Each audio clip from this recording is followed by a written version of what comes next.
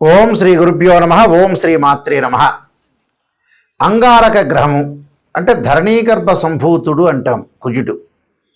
ఈ అంగారక గ్రహము జనవరి 16వ తారీఖు నుంచి ఫిబ్రవరి 23వ తారీఖు వరకు మకర రాశిలో ఉత్తరాషాఢ నక్షత్రంలో ఉచ్చస్థానమైన మకర స్థితిలో, అందులో సహజంగా ఉత్తరాషాఢ నక్షత్రం అంటే రవి నక్షత్రము, రవి కుజులు మిత్రులు. మకర రాశిలో ఉచ్చస్థానంలో ప్రవేశంతో ద్వాదశ రాశుల యొక్క ఫలితాలు ఏ విధంగా ఉండబోతున్నాయి మనం చూసుకునేటట్టయితే, దీన్ని ఈ సంవత్సరంలో అత్యంత శక్తివంతమైన సంచారాల్లో ఒకటిగా మనం పరిగణిస్తాం. అంటే మకర రాశి అనేది అంగారకుడు ఉచ్చస్థానం. ఆ ఉచ్చస్థానంలో కూడా ఉత్తరాషాఢ నక్షత్రంలో ప్రవేశంతో 23వ తారీఖు వరకు, ఫిబ్రవరి 23వ తారీఖు వరకు ఉంటారు. అప్పుడు మరి ఎలాంటి ఫలితాలు జరగబోతున్నాయి? సహజంగా అంగారకుడు అంటే ఏంటంటే ధైర్యము, అభిరుచి, సహనము, కోపము, బాధ్యత, శారీరక బలాన్ని, ఓర్పుని సూచిస్తుంటుంది. మకర రాశి సహజంగా ఏంటంటే మకర రాశిలో పుట్టిన వాళ్ళ కొంతమందికి, అంటే ఎక్కువ మందికి, మెజారిటీ ఆఫ్ ద పీపుల్కి క్రమశిక్షణ, సహనము, బాధ్యత, ఓర్పు, అలానే సహనము, ఈ రెండు శక్తులు ఇక్కడ కలుస్తాయి. అంటే కుజుడు మకర రాశిలో సంచారం చేయటం వల్ల కుజుడు ధైర్యాన్ని, సహనాన్ని, ఓర్పుని, మకర రాశిలో జన్మించిన వాళ్ళకి అలానే ధైర్యము, స్నేహము, ఓర్పు, క్రమశిక్షణ, ఈ రెండు శక్తులు కలుస్తున్నాయి. కాబట్టి మరి ఏ విధంగా ఉండబోతుంది? ఈ రెండు శక్తులు కలవటం వల్ల ఇక్కడ మనకి మరింత దృష్టి పెరిగే అవకాశాలు ఎక్కువ ఉంటాయి. అంటే రెండు కలవటం వల్ల కొంత సుఫలితాలు జరగటం ఒకటి. ఈ సమయంలో కొంత తొందరపాటు నిర్ణయాలు తీసుకోకూడదు, ఓపికగా ఉండాలి, స్థిరంగా ఉండాలి, స్థిరంగా ఉండి పనిచేయాలి. నిజమైన ప్రయోజనాలు పొందే అవకాశాలు ఎక్కువ ఉంటాయి. కోపశక్తిని కూడా, అంటే కోపాన్ని కూడా నియంత్రణ చేసుకోవాలి. అలానే సరైన సమయంలో ముందుకు సాగాలి. అంటే సరైన ప్రయాణం చేయాలి, సరైన విషయాలు, సరైన నిర్ణయాలు తీసుకోవటం చాలా ఇంపార్టెంట్. అంటే ఈ సంచార సమయంలో దీర్ఘకాలికమైన ప్రయోజనాలు, విజయాలు కలిగే అవకాశాలు ఖచ్చితంగా ఉంటాయి. కాబట్టి మనం ఎలాంటి నిర్ణయాలు తీసుకోవాలి, అంగారకుడి యొక్క ప్రభావం ఏ విధంగా ఉండబోతుంది, ఇవన్నీ కూడా గోచారరీత్యా చెప్పబడే ఫలితాలు. అంటే పదే పదే నేను చెబుతున్నాను, చాలా జాగ్రత్తగా వినండి. ఎప్పుడు కూడా బర్త్ చార్ట్ వేరు, గోచారం వేరు. అంటే ఏమిటి గురువు గారు, నాయకంటి గారు గోచారం గురించి చెబుతున్నారంటే, ఆవగింజంతైనా అదృష్టం ఉండాలి. ఎంత కృషి చేసినా కూడా కొంత అదృష్టం అనేది వితిన్ సెకండ్లో వచ్చేదే గోచారం. Point number 1. పాయింట్ నెంబర్ 2 ఏమిటి? Birth chart. బర్త్ చార్ట్ అంటే ఏంటంటే జన్మలగ్నాన్ని నుండి మనం లెక్క వేస్తుంటాం.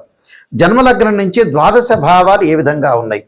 ద్వాదశ భావాలు అంటే తనుభావము, ధనభావము, ద్వితీయ భావం అంటారు, తృతీయ భావం సోదర భావం, చతుర్థ భావం మాతృభావం, గృహము, వాహనాలకు సంబంధించిన భావం, 5వ భావం అంటారు, పంచమ భావం అంటారు, దాన్ని సంతాన భావం అంటారు. అలానే సంతానం కలగటం ఎలాగుంటుంది, అలానే సంతాన భావం తర్వాత 6వ భావం శత్రువులు, రోగాలు, రుణాలు, 7వ భావం కళత్ర భావం అంటారు. కళత్ర భావం అంటే వివాహము, 8వ భావం ఆయుష్ భావం అంటారు. ఆడవాళ్ళకు వచ్చేటప్పటికలా మాంగళికి సంబంధించిన భావం అంటారు. అంటే భర్త యొక్క క్యారెక్టర్ని అనాలిసిస్ చేసే భావం అంటారు. అలానే మనకి 9వ భావం భాగ్యభావం అంటారు. భాగ్యం ఎలా కలుగుతుంది, ఫైనాన్షియల్ పరంగా ఇంక్రీజ్ ఎలా అవుతారు. అలానే 10వ భావం అంటారు, అంటే వృత్తి సంబంధించిన భావం అంటారు. ఆ వృత్తి భావం ఏ విధంగా ఉండబోతుంది, ప్రొఫెషనల్ పరంగా వృత్తి, ఉద్యోగ, వ్యాపార రంగాలు ఎలా ఉండబోతుంది. 11వ భావం లాభభావం అంటారు, లాభం ఎలా కలుగుతుంది. వ్యయభావం అంటారు, ఖర్చులు, ప్రేమ, ఇవన్నీ తెలిసేదే వ్యయభావం అంటారు. కాబట్టి ఇవన్నీ కూడా గోచారరీత్యా తెలుస్తాయి. గోచారరీత్యా ఎప్పుడు కూడా రాశిచక్రము, భావచక్రము, నవాంశము, అలానే ఏదైతే ద్వాదశాంశము, త్రింశాంశము, దశమాంశము, అంటే D16 చార్ట్స్ని మనం అనాలిసిస్ చేయాలి. అంటే హోరా చార్టు, అలా రాశి చార్టు, భావచక్రము, ఏదైతే మనకి కుండల్లో 16 లగ్న కుండళ్ళు ఉంటాయి, ఆ 16 లగ్న కుండల్లో మనం అంతా కూడా అనాలిసిస్ చేయాలి. అంటే సప్తాంశ చక్రాల దగ్గర నుంచి, నవాంశం దగ్గర నుంచి, దశమాంశం, ద్వాదశాంశం, త్రింశాంశం, షోడశాంశం, కవేదాంశము, అక్షవేదాంశాలని చక్రాలు 16 చక్రాలు ఉంటాయి. 16 చక్రాలని ఒక కాంబినేషన్ చూసుకొని జాతకాన్ని మనం అనాలిసిస్ చేస్తాం. అలా జాతకాన్ని అనాలిసిస్ చేస్తేనే అది బర్త్ చార్ట్ అంటారు. బర్త్ చార్ట్ అంటే ఒక చెట్టుకి వేళ్ళు ఉన్నది బర్త్ చార్ట్, వేళ్ళు ఉంటాయి, ఆ వేళ్ళే బర్త్ చార్ట్. ఒక చెట్టు ఉంటుంది, ఆ చెట్టుకు వేళ్ళు ఉంటాయి, వేళ్ళకు కాండం ఉంటుంది, కాండకు కొమ్మలు ఉంటాయి, ఆ కొమ్మలకు ఆకులు ఉంటాయి, ఆ ఆకులు రాలిపోతూ ఉంటాయి. ఆకులు ఎప్పుడు వస్తాయి? రైన్ సీజన్లో వస్తాయి, వింటర్ సీజన్లో అలా ఉంటాయి, సమ్మర్ సీజన్లో కింద పడిపోతుంటాయి. ఆకులు కింద పడడాన్ని గోచారం అంటారు. అంటే గోచారం అంటే ఏంటంటే గ్రహాలు మార్పులు ఎక్కువగా జరుగుతుంది. బర్త్ చార్ట్ అంటే ఏంటంటే కాన్స్టెంట్గా ఆ గ్రహాలు అక్కడ ఉంటాయి, దశలు అంతర్దశలు 16 లగ్న కుండల్ని మనం అనాలిసిస్ చేస్తే బర్త్ చార్ట్ అనేది చాలా మోస్ట్ ఇంపార్టెంట్. బర్త్ చార్ట్ 80%, గోచారం ఎప్పుడు కూడా 20% రిజల్ట్స్ ఇచ్చే అవకాశం ఉంటుంది. కేవలం బర్త్ చార్ట్ చాలా మోస్ట్ ఇంపార్టెంట్. అలానే గోచారం అంటే ట్రాన్సిట్ సిస్టమ్ అంటారు. ట్రాన్సిట్ సిస్టమ్ ఎప్పుడు కూడా మనకి 20% సపోర్ట్ చేస్తుంటుంది. ఆ సపోర్ట్ ఎంతవరకు ఉంటుందో మనం తెలుసుకోవటమే చాలా మోస్ట్ ఇంపార్టెంట్. ఈ అంగార గ్రహం ద్వాదశ రాశుల వాళ్ళకి ఎలాంటి ఫలితాలు జరగబోతున్నాయో మనం ఒక్కసారి పరిశీలన చేద్దాం. వృషభ రాశి వారికి అంగారకుడు యొక్క ప్రభావం ఏ విధంగా ఉందో తెలుసుకుందాం. వ్యయాధిపతి సప్తమాధిపతి అయిన అంగారకుడు భాగ్యస్థానంలో ఉండటం వల్ల సరైన ప్రణాళికతోటి సరైన నిర్ణయాలతోటి పనిచేయటం, అదృష్టం కలిసి వచ్చే అవకాశాలు ఎక్కువగా ఉంటాయి. అంటే వృత్తిపరమైన ప్రయాణాలు, లాభాలు కలగటం, ఉన్నత విద్య, ఆధ్యాత్మిక వృద్ధి అనుకూలంగా ఉండటం ఒకటి, అలానే పెద్దలు గురువుల యొక్క సలహాలు తీసుకుని ముందుకు వెళ్ళటం ఒకటి, ఉద్యోగంలో కొంత ప్రమోషన్లు వచ్చే అవకాశాలు ఎక్కువ ఉంటాయి. వృత్తి ఉద్యోగ వ్యాపార రంగాల్లో విశేషమైన కృషి చేసే అవకాశాలు ఉంటాయి. కానీ తొందరపాటు నిర్ణయాలు ఎట్టి పరిస్థితుల్లో కూడా తీసుకోకూడదు.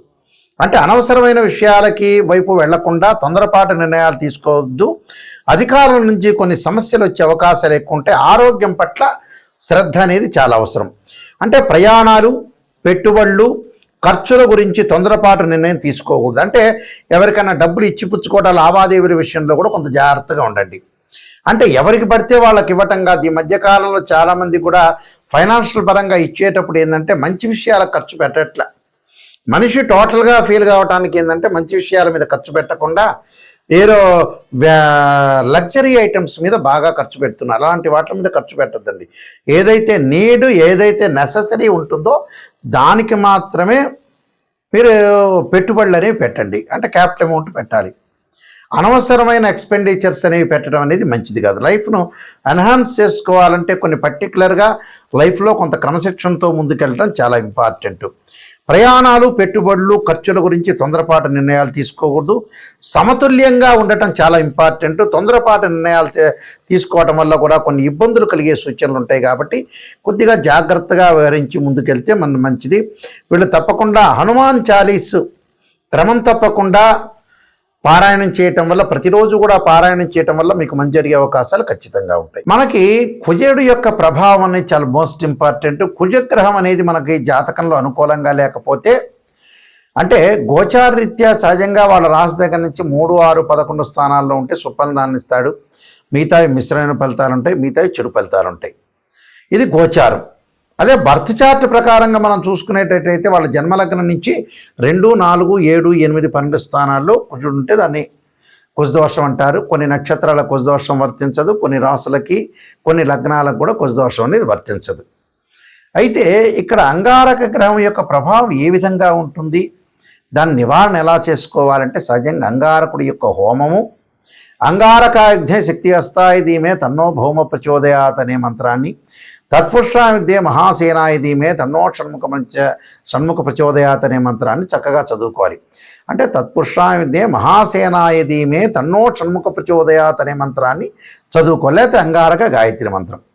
ఇక సహజంగా అందరికీ తెలిసింది ఏంటంటే ధరణీగర్భ సంభూతం విద్యుత్కాంతి సమప్రభం కుమారశక్తి అస్తంచ మంగళం ప్రణమామ్యం. అంటే కోర్టు సమస్యలున్నా, అన్నదమ్ముల మధ్యలో గొడవలు జరుగుతున్నా, పిత్రార్జిత సమస్యలున్నా, కెమికల్ కంపెనీ వాళ్ళు కానీ, రియల్ ఎస్టేట్ వాళ్ళు కానీ, కన్స్ట్రక్షన్స్ వాళ్ళకు కానీ, ఎవరికైతే వివాదాలు, ఆర్గ్యుమెంట్స్, పోలీస్ స్టేషన్లు, కోర్టు సమస్యలు ఉంటాయో వీళ్ళందరూ కూడా తప్పకుండా అంగారకుడి యొక్క ఆరాధన, శ్రీ వల్లీ దేవసేన సంస్థ సుబ్రహ్మణ్య స్వామి యొక్క ఆరాధనకి చేయాలి. వివాహం కాని వాళ్ళు కూడా ఖచ్చితంగా అంగారకుడి యొక్క జపం, అంగారకుడి యొక్క హోమం, అలాగనే కందులు దానం చేయటం, ఎర్రని వస్త్రము, ఎర్రని గొడుగు, ఎర్రని చెప్పులు, ఎర్రని పూలు లాంటివి దానం చేయటం వల్ల కూడా వీళ్ళకి మంచి జరిగే అవకాశాలు ఖచ్చితంగా ఉంటాయి. నిజంగా ఎవరైనా సరే జాతకాన్ని తెలుసుకునే వాళ్ళు నెగిటివ్ అయినా పాజిటివ్ అయినా తెలుసుకోవాలి. చాలామంది కూడా ఈ మధ్యకాలంలో ప్రతి సంవత్సరం కూడా బాగానే ఉందండి గురువు గారండి, ఈ సంవత్సరం బాగుంటుంది, వచ్చే సంవత్సరం బాగుంటుంది, గురువుల దగ్గరికి వెళ్ళంగానే ప్రతి వాళ్ళు అలా చెబుతూ ఉన్నారు ఈ మధ్యకాలంలో. అవన్నీ కూడా గోచారీత్యా చెప్పబడే ఫలితాలే కానీ బర్త్ చార్ట్ అనుసరించి కావు. అందువల్ల మా దగ్గర ఎవరైతే జాతకాన్ని మనం కన్సల్ట్ చేస్తారో వాళ్ళకి నెగిటివ్ అయినా పాజిటివ్ అయినా తెలుసుకునే వాళ్ళు మాత్రమే నా దగ్గర ఫోన్ చేయండి. నిజాన్ని తెలుసుకోవాలి, బాగుపడాలనుకునే వ్యక్తులు మాత్రమే ఫోన్ చేయండి. చాలామంది కూడా అంతా అయిపోయిన తర్వాత 70 ఏళ్ళకు వచ్చి నాయకంటి గారు మేము ఎలా సంపాదించాలనే వాళ్ళు చాలామంది ఉంటారు. 60 ఏళ్ళు రావటం ఎప్పుడు పెళ్లి చేసుకోవాలని చెప్పేవాళ్ళు, 50 ఏళ్ళు కాగానే ఎప్పుడు సంతానం అనే వ్యక్తులు చాలామంది ఉన్నారు ప్రపంచంలో. మన జీవితం అంతా కూడా మన చేతుల్లోనే ఎక్కువ పర్సెంట్ ఉంటుంది. మనం నాశనం చేసుకున్నట్టు అవుతుంది. అంటే స్వయంకృత అపరాధం అనేది చేయొద్దండి. నిజాన్ని తెలుసుకోండి, ముందు అలర్ట్ కాండి. ఎవరైనా సరే ఫైనాన్షియల్ పరంగా ఇన్కమ్ సంపాదించాలని వాళ్ళ దశలు అంతర్దశలు చూడాలి. కొన్ని ఎక్కువ మంది జాతకాల్లో ఈ కాలంలో 50-55కే వాళ్ళ జీవితం అనేది ముగుస్తుంది. ముగియటం అంటే ఏంటంటే అంతకంటే ఫైనాన్షియల్ పరంగా ఆ తర్వాత సంపాదించలేని స్థితి వచ్చే అవకాశం ఉంటుంది. కాబట్టి స్టెబిలిటీ 55 కల్లా స్టెబిలిటీ కావాలి.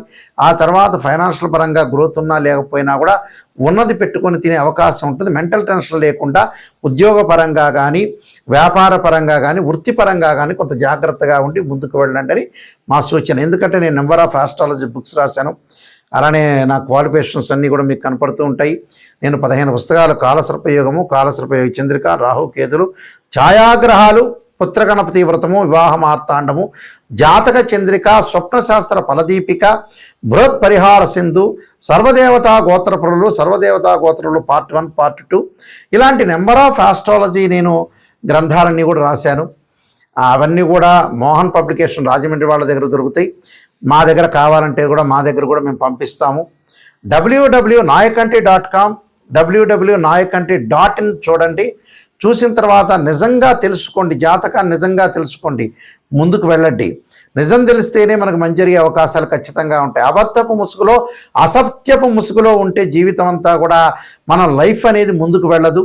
వెనక్కి తిరిగి చూసుకునేటప్పటికల్లా మన టైం అయిపోతుంది. కాబట్టి కొంత జాగ్రత్త వివరించి మీరు ముందుకు వెళ్తే మీకు మంచి జరిగే అవకాశాలు ఖచ్చితంగా ఉంటాయి. మీ అందరికీ కూడా మంచి జరగాలని ఆశిస్తూ సర్వే జనా సుఖినో భవంతు.